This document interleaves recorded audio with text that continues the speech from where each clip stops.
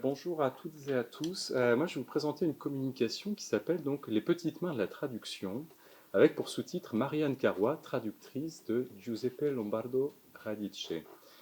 Euh, Quelques petits mots en introduction. Alors, je m'excuse, je n'ai pas prévu de diaporama. Je vais parler simplement avec mes notes et puis en vous regardant. Donc, quelques petits mots pour situer le point de départ de ce travail. Alors, moi, je suis plutôt philosophe de formation qu'historien, et ce travail, en fait, au départ, mon travail, c'est un travail philosophique sur la figure de John Dewey, donc philosophe et pédagogue américain, et en particulier sur la réception de ses idées dans l'espace francophone. Dans ce cadre, j'ai rencontré la figure de Marianne Carrois, qui a la particularité d'avoir traduit en 1947 un des principaux ouvrages de John Dewey qui s'appelle Expérience et éducation, dans sa traduction française, réédité un certain nombre de fois depuis jusqu'à aujourd'hui. Cet intérêt pour Marianne Carrois, il rencontre également un intérêt plus personnel dans la mesure où mon travail est également un travail de traduction des textes pédagogiques de philosophie de l'éducation de John Dewey. Et donc, en m'intéressant à Marianne Carrois, je me suis aussi questionné sur mon propre rapport à la traduction. En interrogeant cette question qui peut-être paraîtra un petit peu naïve, mais qu'est-ce que traduire? Et au-delà de cette question donc d'apparence vraiment très très naïve, on peut poser un ensemble de questions plus problématiques. Au fond, quelle transmission se joue dans la traduction? En quoi la traduction représente-t-elle un geste éditorial spécifique, voire un engagement militant et intellectuel, et un positionnement personnel? Alors, le titre et le propos de cette communication, eh bien, c'est de m'attacher à un moment particulier du travail de Marianne Carrois, qui est non pas la traduction de Dewey qu'elle effectue, sur lequel j'ai déjà pu travailler dans d'autres textes, mais la traduction d'un auteur italien, donc Giuseppe Lombardo Radice.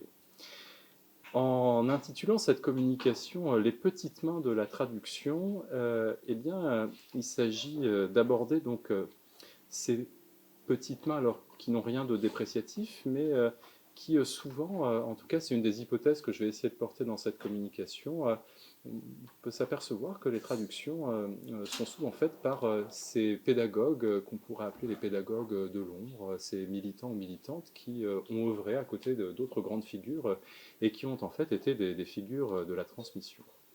Donc il s'agit ici de voir la traduction aussi comme un espace d'investissement symbolique, en particulier pour des personnes militantes ayant moins accès à ce type de ressources.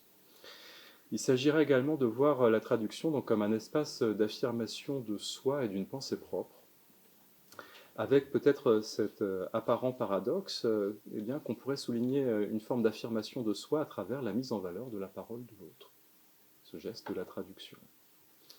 Alors, il s'agit d'une hypothèse de travail que mon propos ne se propose pas d'épuiser, hein, il s'agit d'un exemple singulier, mais en tout cas, je voudrais la travailler à partir de ce cas ici. Alors, ce travail, il s'ancre dans un ensemble de travaux, euh, notamment sur la figure de Marianne Carrois, que je vais rappeler brièvement, euh, avec une notice rédigée dans le Métron, donc, que nous avions rédigée en 2012 avec Xavier Riondet. Marianne Carrois, c'est également une figure que l'on retrouve de manière centrale dans le travail de Béatrice Angelieni à travers sa thèse de doctorat, mais également à travers le chapitre qu'elle rédige dans l'ouvrage sur la globalisation des mondes de l'éducation et qui s'intitule Le rôle des femmes de la Ligue internationale de l'éducation nouvelle dans la circulation des savoirs pédagogiques. C'est également une figure qui se retrouve travailler dans deux autres textes, donc un que j'ai pu rédiger en 2015 qui s'appelait Les conditions d'émergence d'une pensée critique sur son itinéraire intellectuel, dans l'ouvrage d'André Robert et Bruno Garnier sur la pensée critique des enseignants. Et plus récemment, en 2019, un article de Xavier Riondet, toujours, et Alexandre Fontaine, qui s'intitule L'école sous le protectorat tunisien, un terrain d'expérimentation de l'éducation nouvelle, transfert et passage dans la trajectoire de Marianne Carlois. Donc ici, je vais m'attacher à un aspect plus particulier de son parcours et de son œuvre. Pour ce faire, donc, quelques éléments sur les sources que j'ai pu utiliser. Donc, Évidemment, je me suis appuyé sur les dossiers personnels de Marianne Carrois aux Archives nationales, notamment ses dossiers de carrière à J16 et F17, mais aussi sur un travail important constitué notamment en collaboration avec Xavier Riondet d'une biobibliographie au travers d'un dépouillage systématique des principales revues et ouvrages éducatifs de la période. Et puis, troisième type de source, eh bien, ce sont les archives personnelles de monsieur Jean-Paul Carrois, qui est le fils de Marianne Carrois, et que j'ai pu rencontrer et interviewer également, et qui m'a confié un certain nombre d'archives personnelles. Voilà. Donc, alors avec une limite, peut-être que je rappellerai, voilà, ce qui manquera peut-être à ce propos, et je préfère le dire d'emblée, eh bien, c'est tout un complément qui pourrait être fait avec le fond des archives de l'Institut Jean-Jacques Rousseau que je n'ai pas eu l'occasion de consulter, mais qui viendrait utilement compléter ceci. Donc je vais vous proposer un propos en 3 temps. Dans un premier temps, essayer de revenir sur l'origine de ce projet éditorial, puis dans un deuxième temps, essayer de comprendre quel est le type de discours ou de projet qu'il porte, et dans un troisième temps, essayer de voir quelles sont les conséquences produites par la publication de cet ouvrage. Alors cet ouvrage, je voulais apporter, le voici, donc il s'agit des Petits Fabres de Porto Maggiore, donc, qui est publié chez Delachaux et Niestlé dans la fameuse collection d'actualités pédagogiques de l'Institut Jean-Jacques Rousseau, et donc qui est publié en 1929. Avant de revenir sur la publication de cet ouvrage, quelques mots sur la figure de Marianne Carrois. Donc Marianne Carrois, c'est une pédagogue donc, qui naît en 1896 à Langeais. Langeais, donc ville de Touraine, célèbre pour son château royal. Donc elle naît en 1896 dans un milieu plutôt un milieu d'agriculteurs. Donc son père est exploitant agricole et elle a pour particularité de faire d'assez brillantes études. Donc d'abord à Langeais, puis au lycée de Tours, et d'arriver ensuite à poursuivre en faisant une licence de philosophie à la faculté des lettres de Paris, ce qui déjà pour une femme, fille d'agriculteur tourangeau à l'époque, est un sacré parcours.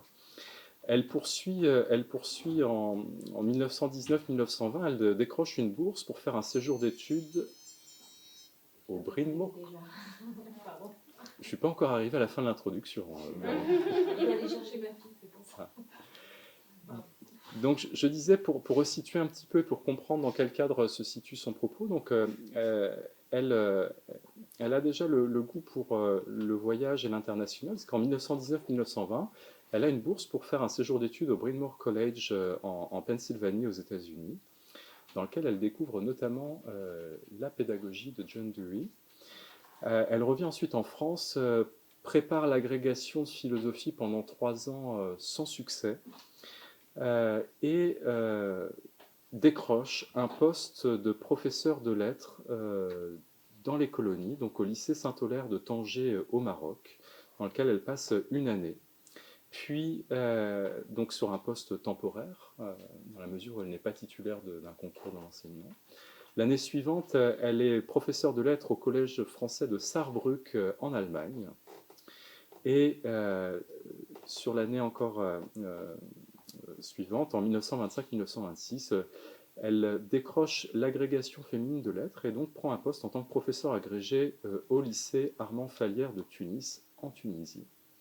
C'est à ce moment-là qu'elle candidate et obtient une bourse qui s'appelle la bourse David Weil pour effectuer un séjour en Italie qui va donner lieu à cet ouvrage. Je vais vous en dire un petit mot dans quelques instants. Donc une femme de milieu populaire souhaitant enseigner la philosophie à une époque où le système de formation et de recrutement n'est pas forcément favorable aux femmes. À cette époque, comment est-ce qu'on peut la situer dans le paysage militant? Alors, les quelques sources que l'on a de cette époque-là, eh bien, on sait que dès juin 1925, on la voit apparaître comme membre de la Nouvelle Éducation. Donc, elle apparaît à cette époque-là dans le sillage de ce cercle et de la revue donc, éponyme. Et surtout, on la voit apparaître à partir de 1927 dans un autre courant qui est le Sillon, mouvement politique créé par Marc Sangnier dans l'entre-deux-guerres, et où on voit notamment deux articles signés par Marianne Carrois dans la revue du Sillon qui s'appelle la démocratie. Enfin, à partir de 1928, eh bien, son nom apparaît dans la revue Pour l'Ère Nouvelle, avec une première recension en 1928, puis deux articles sur le travail de composition par équipe dans un lycée en 1929, et l'année précédente, 1928, un article qui s'appelle « À nos collègues de l'enseignement féminin ». Donc, au moment où paraît cet ouvrage, c'est une femme qui a dû lutter pour trouver sa place en tant qu'enseignante au sein du système de l'enseignement public, en tant que philosophe, mais également en tant que militante qui commence à s'insérer donc dans différents réseaux. Alors, comment naît ce projet ?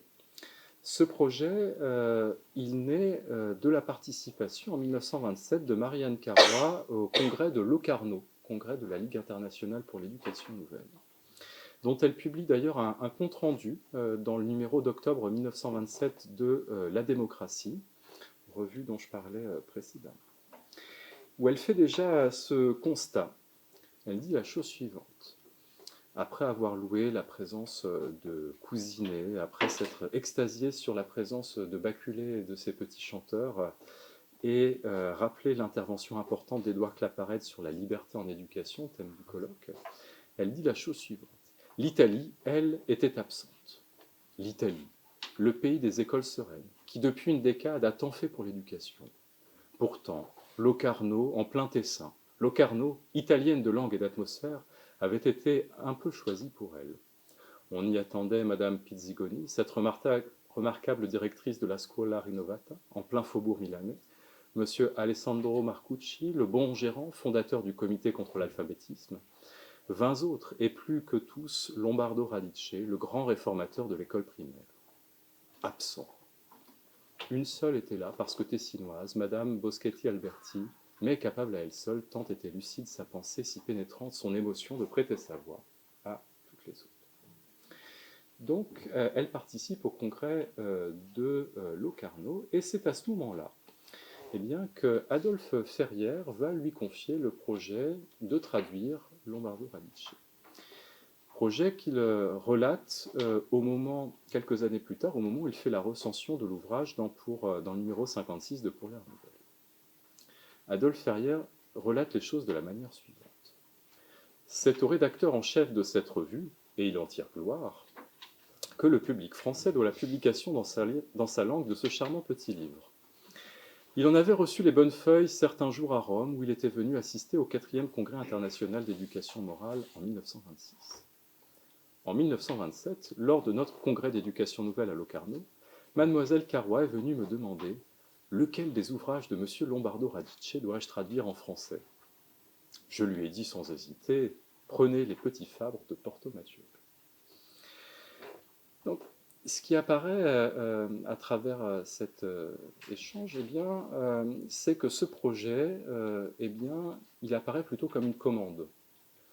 Une commande est presque une directive de la part d'Adolphe Ferrière, et le ton qu'il emploie pour le dire pourrait presque le situer comme une directive presque paternelle, patriarcale. En tout cas, ce n'est pas une initiative personnelle qui est relatée dans ces quelques livres. Ce projet, il peut notamment se concrétiser, je le disais, avec l'obtention d'une bourse David Veil. Donc la bourse David Veil, c'est une bourse de l'Université de Paris d'un montant de 10 000 francs environ, destinée soit à des docteurs, des pharmaciens se destinant à l'enseignement, soit à des agrégés des divers ordres de l'enseignement secondaire.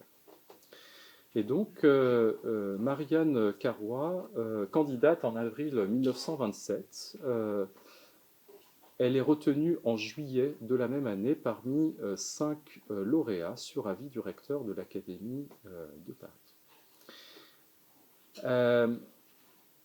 Parmi les rapports qui sont publiés dans le dossier de candidature, on trouve ce témoignage du directeur général de l'instruction publique de Tunis qui dit « Mademoiselle Carrois est un esprit très cultivé, très curieux. Son intelligence est ouverte à toutes les manifestations de l'activité humaine. Elle me paraît toute désignée pour profiter d'une bourse d'études à l'étranger. » Dans le dossier de candidature apparaît la chose suivante qui pourra nous étonner par la suite. Eh bien, parmi les langues vivantes qu'elle évoque, est écrit donc l'anglais couramment, l'allemand, à commencer l'italien. Donc,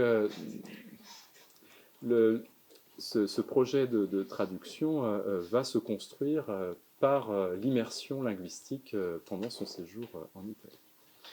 Dans les motivations qu'elle évoque, elle dit la chose suivante, et on pourra s'y rapporter un petit peu plus tard. Le rapport dit « La candidate, qui a commencé une étude sur les écoles nouvelles en Amérique, et particulièrement les écoles du type Dewey, désirait très vivement, pour compléter son enquête, étudier en Italie, et spécialement à Rome, les écoles de type Montessori. » Donc, pas de référence ici à Giuseppe Lombardo Radice, mais plutôt à Montessori.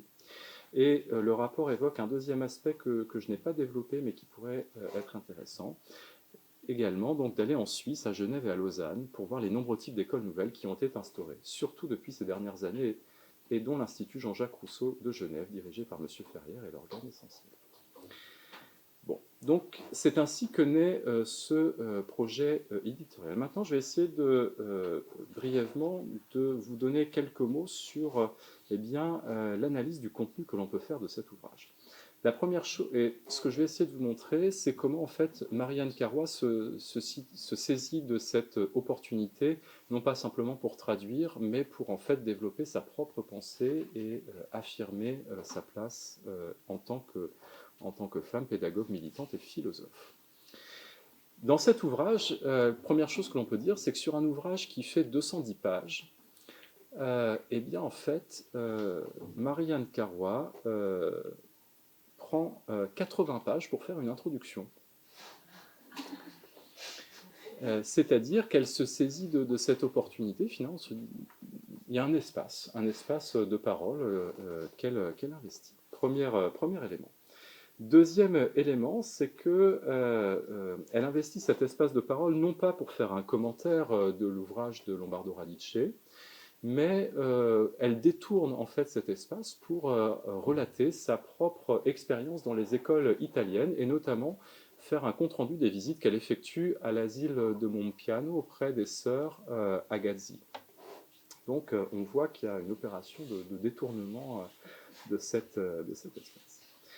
Troisième élément que l'on peut relever, je m'excuse, j'essaie d'être synthétique pour qu'on ait un espace de discussion derrière, c'est que dans le style de discours qu'elle prononce, on voit qu'en fait, ce qui est très étonnant, elle utilise un jeu de narration. Donc elle parle à la première personne du singulier. Dès les premières pages de l'introduction, elle nous dit la chose suivante. « Je me permets de détacher pour le lecteur cette feuille d'un carnet de route où les impressions frais-notées risquent d'être plus fidèles. » Donc en fait, ce qu'elle nous relate, c'est un journal, c'est son propre journal de voyage. Donc le journal comme ouverture à l'expression de sa propre parole. Et elle poursuit. « J'allais à Porto Maggiore en curieuse sympathie, attirée par le récent ouvrage, le poème plutôt de Lombardo Radice, un peu suspicieuse cependant, tant l'enthousiasme et le lyrisme sont enclins à transfigurer ce qu'il touchait. J'allais donc là-bas, comme on va vers la personne ou le site trop vanté, avec une curiosité ardente, mais la crainte aussi d'être déçu. Eh bien, je ne l'ai pas été. » Donc, un récit de voyage, et elle nous explique quelques pages plus loin. Donc, cette œuvre, a dit à bon droit Lombardo Radice, a été inspirée et fécondée par l'âme généreuse de Nando, le frère aujourd'hui mort de Rinalda, mais il est juste d'ajouter qu'elle a été aussi par une œuvre admirable, l'asile de Monpiano, et donc au bout de 4 pages, on bifurque de Lombardo Radice vers Monpiano et les sœurs Agazzi.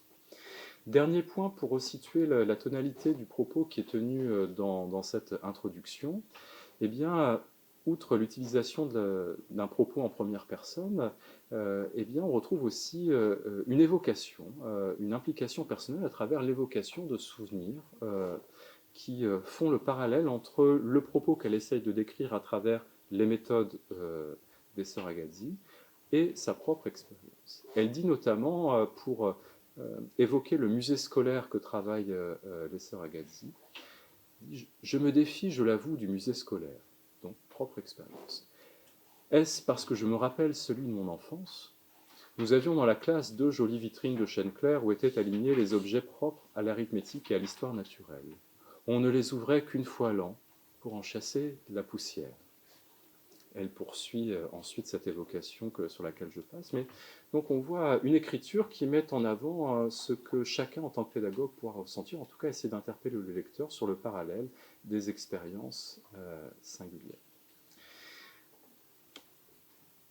L'autre originalité du propos tenu par Marie-Anne Carrois, eh bien, c'est de situer son propos en tant que philosophe, et notamment en référant l'expérience qu'elle relate de l'asile de Monpiano à différents systèmes pédagogiques et philosophiques. Ce qui est très étonnant, c'est qu'elle se saisit en fait de l'asile de Monpiano pour opérer une critique de Montessori et du montessorisme assez virulente. Alors, cette critique, elle prend une première forme qui vise à restituer, ou resituer plutôt Montessori dans son contexte historique. Elle rappelle ainsi que l'expérience de Monpiano débute dès 1894 sur l'impulsion de Pietro Pasquali, et elle dit la chose suivante. Dès lors, sous l'impulsion de Pasquali et de la réalité journalière lucidement observée, les deux sœurs Agassiz commencent à faire de l'asile une maison. Ce vocable qu'elles sont les premières à inaugurer est dès cette date dans les rapports qu'elles fournissent à l'administration. Donc, avant la maison des enfants de Rome fondée par Montessori, eh bien, elle rappelle l'antériorité des sœurs Agassiz. Elle poursuit. En 1898, au congrès pédagogique de Turin, la plus intellectuelle des deux sœurs, Rosa, est appelée à exposer ses idées devant un auditoire qui compte la doctoresse Montessori. Celle-ci s'était jusqu'à cette date cantonnée dans l'éducation des anormaux. Troisième élément, en 1909, la doctoresse Montessori publie son premier ouvrage. L'inspiration y procède pour une part d'une psychologie traditionnelle admettant le compartimentage de l'esprit en facultés, que complètent des observations faites sur les anormaux surtout, et pour une autre part, de principes pédagogiques et de directives pratiques inspirées de Monpiano. Donc vous voyez qu'il y a une tentative finalement pour resituer Montessori dans un horizon plus large au sein de la pédagogie italienne. Cette tentative se double d'une critique contre la notion de discipline. Je cite toujours l'introduction. Voilà pourquoi la leçon du silence, telle que l'a imaginée Madame Montessori, ne peut à elle seule, et quoi qu'on en pense, inspirer à l'enfant le sens de l'ordre. L'exercice est utile, il est même émouvant par l'attention des enfants vers la cessation de tout mouvement et par l'étonnante acuité sensorielle, qui, sur l'impalpable trame sonore, leur apprend à découvrir 1000 pulsations subtiles de la vie, mais il ne saurait à lui seul fonder l'ordre. Il est effort de vouloir inhibiteur, et non pas dilaté sur les choses ni articulé à d'autres vouloirs. Critique également du matériel et de la labellisation. Je recite toujours page 31. Les jeunes éducateurs, curieux de méthodes nouvelles, s'imaginent volontiers que, s'ils n'ont pas acquis certains matériels baptisés et brevetés, toute possibilité leur est interdite. Hors de là, point de salut. Ce matériel X ou Y, c'est le cachet de garantie pour leur école et pour eux-mêmes. Mais il faut se méfier de tout ce qui est rigide, préfixé et coercitif se présente sous le signe de la pensée. Comme les machines à calculer, le matériel à penser fait surtout grand honneur à qui l'invente. Qu'on se le tienne pour dit. Serait-ce pour cela que le matériel Montessori a eu si peu de succès chez ce peuple né malin qu'on nomme les Français? On se référera utilement à la conférence introductive de Bérengère Colli ce matin pour juger de cela. Critique également du rapport à l'expérience enfantine qu'on retrouve notamment à la page 37. Elle dit « L'idée a été reprise par Madame Montessori, elle est devenue ce matériel autocorrecteur, où le classement de poids, de règles et d'objets par ordre de grandeur tient une si large place. Mais il manque ici la possibilité de se servir de tout ce qui satisfait l'instinct de conservation et procure au jeu un renouvellement incessant. Le matériel Montessori est fabriqué d'avance, il s'impose à l'enfant. le prive de sa joie d'explorer et de découvrir, limite son activité et appauvrit son monde. Si vous avez encore envie de faire de la pédagogie Montessori après ça, l'acuité sensorielle à quoi l'on vise, ce qui ne laisse pas d'ailleurs que d'être remarquable, doit-elle donc exclure toute autre exigence éducative ? Critique, enfin, et je passerai plus vite, de la normalisation et critique également d'un excès de sensorialisme dans la pédagogie Montessori que vous pourrez retrouver. Donc, on voit ici qu'il y a un décalage entre l'intention initiale portée d'aller en Italie étudier à Rome la pédagogie Montessori et puis cet investissement qu'elle fait et cette critique dans l'introduction. Alors, je passerai plus rapidement pour ce point, mais donc la critique de Montessori se double d'un éloge de Baculé et de John Dewey notamment, qu'elle avait déjà étudié aux États-Unis, en louant donc la créativité qui se développe avec Baculé et Dewey, notamment la pédagogie du chant chez Baculé, qu'elle oppose à celle développée dans la pédagogie Montessori. Alors, peut-être pour terminer, je voudrais terminer en évoquant donc quelles sont les suites qui sont données à cette publication, et notamment à travers les recensions qui sont faites de l'ouvrage à la suite de sa publication. C'est un ouvrage qui a donné lieu à plusieurs recensions. La première que j'évoquais en introduction, c'est celle d'Adolphe Ferrière dans Pour l'ère nouvelle, donc qu'on pourrait appeler un hommage ambivalent. Un hommage ambivalent au sens où, je le rappelle, il y a quelque part l'attribution du mérite de l'initiative de cette publication et de l'orientation du travail qu'a fait Marianne Carrois. Il y aurait même, on pourrait y voir une forme de minimisation. Il dit la chose suivante. Dans son introduction, Mademoiselle Carrois détache quelques feuilles de son carnet de route. Voici ce qu'elle écrivait après sa visite à Porto Maggiore. Le plus clair de son introduction, qui va jusqu'à la page 80, décrit en détail l'asile de Monpiano, dont nous avons parlé ici même, voire numéro 37, avril 1928, page 82, numéro 38, mai, page 100, donc quelque part, un propos pas si original au regard de ce qui a déjà été produit dans Pour l'ère nouvelle. Néanmoins, il poursuit, après avoir un peu minimisé, en soulignant l'apport de Marianne Carrois en disant « En quoi Mademoiselle Carrois a très bien fait, car à la poésie de Lombardo Radice, elle a ajouté des renseignements techniques qui seront infiniment utiles aux institutrices des jardins d'enfants et des écoles maternelles. » Et au final, la recension ne parle pas du tout de l'ouvrage de Lombardo Radice, mais plutôt de l'asile de Monpiano, mise en valeur par l'introduction. Deuxième recension, celle que fait Célestin Freinet dans l'imprimerie à l'école, dans le numéro 31 de l'imprimerie à l'école en 1930. Bon, c'est une recension qui est surtout pour Freinet l'occasion d'opposer une critique frontale à Maria Montessori. Dès les premières lignes, l'introduction de Marianne Carrois invitait déjà à ce mouvement-là, mais Freinet s'en saisit de manière particulièrement vive et dès les premières lignes dit la chose suivante. L'Italie possède une grande éducatrice, la Montessori, qui gardera le mérite dans l'histoire de la pédagogie d'avoir une des premières réalisées pour les enfants un milieu à eux, avec un matériel à leur mesure, mais qui a eu cependant le tort grave de systématiser trop tôt sa méthode pour donner une forme définitive à des techniques abusivement qualifiées de scientifiques. Première ligne de la recension.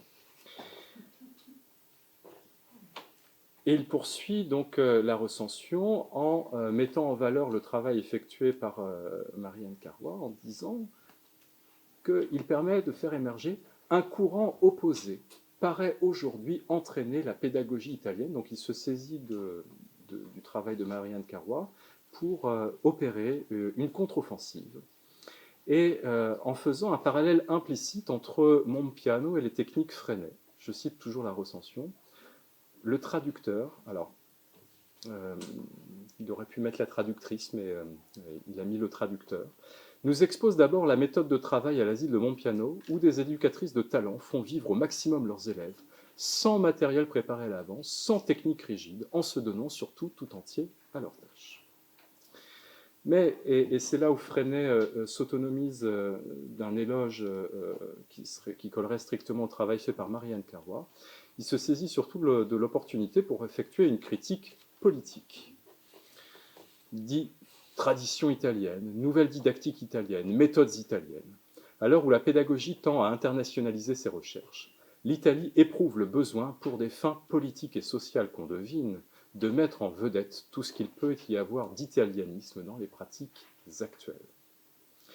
Et il poursuit avec une critique du sentimentalisme pédagogique qu'il trouve chez Marianne Carrois, en disant « Il ne suffit pas de dire la méthode pédagogique et la constance dans l'amour et dans la foi, ni de vanter les sœurs Agazzi, qui, dédaignant tout matériel, inventent et organisent tout elles-mêmes. Il ne suffit pas aux écoles populaires que se crée une mystique, quelle qu'elle soit. » Donc on voit qu'il y a ici une critique en creux de l'absence de pensée sociale de cette pédagogie, de la manière dont Marianne Carrois peut le retracer. Troisième recension sur laquelle je passerai plus rapidement, celle produite par Ozouf dans le journal des instituteurs et des institutrices en 1930, qui salue le travail de Lombardo Radice et son inspiration pour la France, qui se montre reconnaissant du travail de Marianne Carrois, mais sans plus développer le propos. Enfin, dernière recension sur laquelle je reviendrai, celle écrite par Marie Fargue dans L'éducation, dans sa livraison de mars 1930, où elle se saisit de la recension pour remettre Montessori à sa place. La recension commence de la manière suivante. « L'étoile de Madame Montessori pâlirait-elle ? Il est difficile de parler des écoles italiennes sans la mettre en cause, et par un naturel retour, celle qui se pose si souvent comme presque l'unique éducatrice ayant bien compris son rôle, est remise à sa place, sans une suffisante clarté. » Le ton est donné. Mais vous allez voir que la suite est plus nuancée. Une fois cette remise en place de Montessori effectuée, elle poursuit en opérant une critique du point de vue adopté par Mademoiselle Carrois. Donc, ici encore, le féminin n'est pas utilisé. L'auteur, plutôt que l'autrice, de la notice sur l'école de Monpiano ne se contente pas d'exposer la méthode des sœurs Agazzi, de mettre en lumière leur long dévouement. Elle paraît irrésistiblement entraînée à prononcer, au moins à sous-entendre au cours de chaque chapitre, le nom de la grande réformatrice, et ce n'est pas pour un éloge. Donc, quelque part, elle identifie eh bien, cette distance critique qui est celle de Marianne Carrois, et en profite ensuite, finalement, pour réhabiliter Montessori, en disant que les sœurs Agazzi ont passé toute leur vie dans le même endroit, à aimer des petits-enfants, j'allais dire les mêmes petits-enfants. On ne peut qu'admirer. Mais Madame Montessori a parlé plus fort, rayonné plus loin. Elle appelle la discussion. Les sœurs Agazzi sont un exemple. Madame Montessori est de plus un chef de parti. Et elle poursuit en resituant ce propos dans une vision de l'histoire et des systèmes pédagogiques qui va encore plus loin, en disant que finalement, au-delà de ce que peuvent développer les sœurs Agazzi, eh bien, c'est plutôt, et elle a ce propos dont on pourra juger la portée aujourd'hui. Elle dit, grâce aux signes, pourtant, grâce aux discussions, grâce à l'erreur qui fait saillir la vérité, le freubelisme et le montessorisme dureront, alors que le nom des sœurs Agazzi n'a servi de racine à aucun vocable nouveau. Un siècle après, eh bien, nous pouvons juger de cette intuition. Bon. Et elle termine en faisant une critique, non pas du travail effectué par Marianne Carrois, mais du projet éditorial de Lombardo Radice, en disant la chose suivante. C'est frais, charmant, intéressant, cela n'a pas la portée d'une expérience que l'on puisse multiplier. Et bien des points restent obscurs, ce qui n'étonne pas si l'on remarque que Lombardo Radice n'a pas visité l'école dont il parle, ce qui est tout à fait juste, et que sa source d'information presque unique est une liasse de cahiers avec une douzaine de photographies reproduites dans le livre. Et effectivement, le propos que tient Lombardo Radice dans Les Petits Favres de Porto Maggiore, c'est un propos de seconde main qu'il décrit dans l'ouvrage. Donc, ce qui est intéressant ici, c'est de voir que finalement, cette traduction, on peut le comprendre à la fois comme un espace d'affirmation de soi, comme un projet éditorial, mais aussi comme un analyseur, au fond, des différentes tensions qui parcourent le courant de l'éducation nouvelle à l'époque. Deux mots pour terminer, pour situer bien quelle sera la postérité de cette entreprise. Donc, l'ouvrage sera traduit en espagnol en 1949 sous le titre Ensayos precursores de la Escuela Activa Italiana, Porto Maggiore y Monpiano, et sera publié donc à Buenos Aires par la maison d'édition Capellus en 1949, avec ce site particulier, contrairement à l'édition française, où c'est un ouvrage de Giuseppe Lombardo Radice, traduit de l'italien et avec une notice de Marianne Carrois, et bien que l'édition argentine place les deux auteurs à titre égal en haut de couverture, Lombardo Radice et Marianne Carrois. Cette postérité, eh bien, on pourra la retrouver également dans la suite du parcours de Marianne Carrois, qui, au cours de la décennie suivante, et le travail effectué par Beatrice Angeligeni avait particulièrement mis en valeur son rôle dans le fait de pouvoir faire vivre la revue pour l'ère nouvelle, dont elle est l'une des principales contributrices, avec 16 contributions dans la décennie suivante, une implication croissante dans le groupe français d'éducation nouvelle, ainsi que dans les différents congrès, tels le congrès du Havre en 1936, et donc dans les différents espaces militants de l'époque. Elle retourne à la suite de son voyage en Italie, en Tunisie, et participera de manière importante au développement du courant de l'éducation nouvelle dans la sphère coloniale, notamment en Afrique du Nord, et sera l'une des principales contributrices des deux congrès pédagogiques organisés à Rabat, au Maroc, à la fin des années 1930. Voilà quelques mots pour situer la postérité de Marianne Carrois et donc soumettre à la discussion cette hypothèse que je vous avais présentée, donc de voir dans cette traduction bien finalement un analyseur, à la fois acte de transmission, d'affirmation et de militantisme.